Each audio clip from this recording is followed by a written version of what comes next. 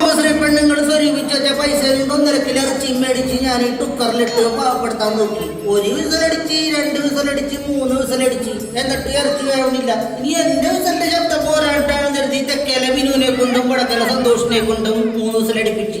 അതും പോരാഞ്ഞിട്ട് കടക്കട മുത്തശ്ശി എഴുന്നേറ്റ് 4 വിസലടിക്കണം. എന്നിട്ട് ഇറച്ചി വന്നില്ലെങ്കിൽ ഈ കുക്കറടക്കാൻ ശേഷം കൊല്ലണം. ഈ വിസില് മുഴുവൻ തള്ളയിരുന്ന പിന്നെ നീ 1 വിസലടിക്കോ? ഇത് തന്നെ തള്ള കുഴപ്പം. രാജാ, അടിയൻ വരുമ്പോ കുപ്പി കൊണ്ടുവരേക്കൂലേ? ഞാനൊന്നും കൊണ്ടുവന്നിട്ടില്ല. അത് പതിവില്ലല്ലോ. നീ അവിടെ കുപ്പിയിൽ ഇറക്കാതിരുന്നാ മതി. ഓളെ ബാങ്ക് നോക്കി. അച്ഛനോട് മുഖവരില്ലാതെ എനിക്കൊരു കാര്യം പറയാനുണ്ട്. അച്ഛനോട് കാര്യം പറയാൻ മുഖത്തോട് വരക്കണേ. ഒളിച്ചോടാൻ നിൽക്കണ മോളുടെ അടുത്ത് ചളി അടിക്കല്ലേ അച്ഛാ? ആ ചളിയിൽ ഇവിടെ എനിക്ക് ഒളിച്ചോടാൻ പറ്റാതെയാവും. ഒളിച്ചോടാൻ പോകുന്നു. എന്റെ മോളോ ലക്ഷ്മി പറയുന്ന കേട്ടോ? ഒളിച്ചോടാൻ പോകുന്നു. അച്ഛൻ എഞ്ചിനീയറാണോ ഉദ്ദേശിച്ചത്? അതെ മോളെ. എന്നാ കൈ മാറ്റി പിടിച്ചോ, സൈഡ് മാറിപ്പോയി. അച്ഛോ, ഇതൊക്കെ പഴയ നമ്പറാണ് കേട്ടോ. നീ ഇവിടെ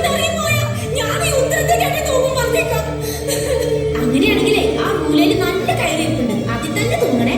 ഞാൻ പോണേണ്. നീ പോകും ഉറപ്പിച്ച? നീ പോകും ഇവിടുന്ന്. അങ്ങനെയാണെങ്കിൽ ഉച്ചക്കൽ തൂണ് കഴിഞ്ഞിട്ട് പോയാ പോരെ മോളെ. എടി നീ ഇവിടുന്ന് അങ്ങനെ ഇറങ്ങി പോയി കഴിഞ്ഞാൽ ആ സങ്കടത്തിൽ ഇവിടെ ആരും ഭക്ഷണം കഴിക്കില്ല.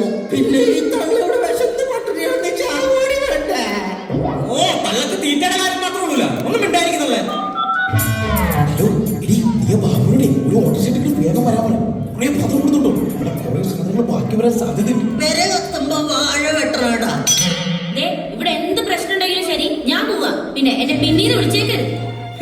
നീ പൊക്കോടി. നാളെ രാവിലെ ഉത്തരത്തില് 3 ശവങ്ങൾ തൂങ്ങിയാണ്. എടാ, ആ മാട്രിന്ന് എന്നെ അങ്ങോട്ട് ഒഴിവാക്കിയേക്ക് മോളെ. അപ്പൊ 2 ശവോളട്ടാ. നിങ്ങളുടെ ഗ്രൂപ്പിൽ നിന്ന് ഞാൻ എക്സിറ്റ് ആവുന്നു. അവള് പോണെങ്കിൽ പോട്ടെ. നമ്മുടെ മോൻ വരുമ്പോ അവനൊന്നും അറിയരുത്.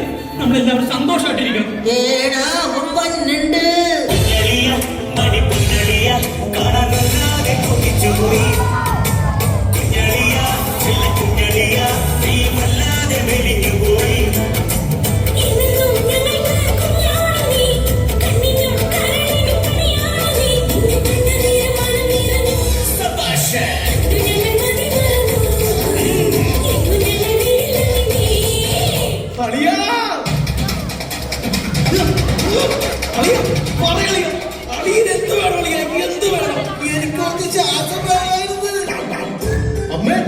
മുത്തശ്ശി